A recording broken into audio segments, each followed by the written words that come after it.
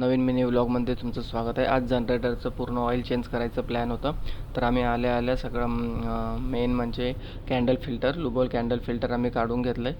या लुबोल कॅन्डल फिल्टरमुळे काय होतं की जे काही फॉरेन पार्टिकल्स वगैरे असणार तर ते सगळे निघून जातं. तर त्याच्यामुळे आम्ही आता कॅन्डल फिल्टर वर्कशॉपमध्ये आणला आणि एक एक करून सगळे आतमधले कॅन्डल्स वगैरे काढून घेणार. त्या कॅन्डल्स काढल्याच्या नंतर आम्ही त्याला डिझेलमध्ये टाकणार थोडा वेळ, आणि डिझेलमध्ये टाकल्याच्या नंतर एअरच्या कॉम्प्रेस एअरच्या सहाय्याने पूर्ण कॅन्डल्स क्लीन करून घेणार. त्याच्यामुळे सगळा कचरा वगैरे त्याच्यातला निघून जातो. आणि सगळे कॅन्डल्स आम्ही त्याच्या क्लीन झाल्यानंतर आम्ही एक एक करून पूर्ण परत टाकले आणि 6 to 7 बारच्या एअरने आणखी एक वेळा फिल्टर क्लीन करून घेतला. फिल्टर क्लीन करून झाल्याच्या नंतर आम्ही आलो खाली. तर मोटरमॅनने सगळं ऑइल काढून क्रँकेस पूर्ण क्लीन करून घेतला होता. आता तो क्लीन केलेला फिल्टर पण आम्ही परत टाकला.